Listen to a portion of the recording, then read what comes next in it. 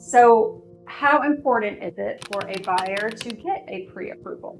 Well, that's a critical component because most sellers are going to want to see a pre-approval simply because they want to make sure you're a viable buyer, that you can actually make the transaction happen. Otherwise, they would just be getting people coming in their house, getting offers of people that they don't even know that's approved or could even buy the house. So most of the real estate agents know that. So they're likely going to have their buyers go get with a lender and get pre-approved. Exactly. It lets the seller know that the buyer is serious and where they're at with their financing. Can they move forward and get to the closing table? So that is one thing as a realtor that I ask my buyers is, have you talked with the lender?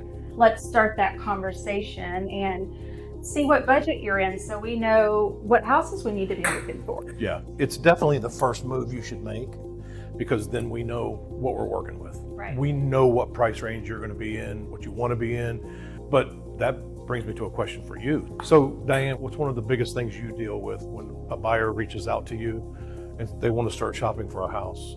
Well, I try to find out exactly what they're looking for, what's important to them and their family.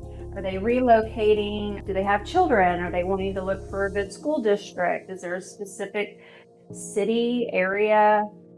Sometimes it's even land. And yeah, I just go through a series of questions with them and find out what their wants are, wants and likes, and try to help guide them in that direction. So then, of course, the next question is, have you talked with a lender yet?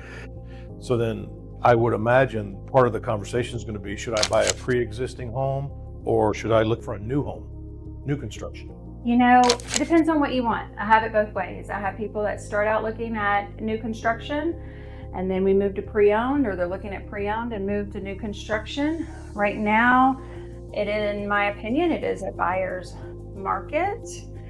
And yes, new construction can give some really good incentives right now, but I'm also seeing, and I have been able to get my buyers some really good deals on pre-owned homes, asking for sellers concessions, and we're able to negotiate and sometimes get even better than maybe what new construction is. Well, we're seeing a lot of contracts right now that have a lot of seller concessions. One of the good things on the mortgage side of it is like FHA, for example, they'll allow the seller to pay up to 6% of the purchase price towards a buyer's closing cost. And that's huge. So it's always a good idea, in my opinion, to go in asking for the 6%, because you can always come down, but you can't go up. And what I'm finding is a lot of buyers are actually getting the 6%, which is kind of surprising to me, with very little pushback. But if a seller does counter, they come back in at 3, 4, that's still a good chunk of money. Yes, yeah. Well, and if they do counter at that, you can always counter back. That's the beauty of the negotiation. Exactly.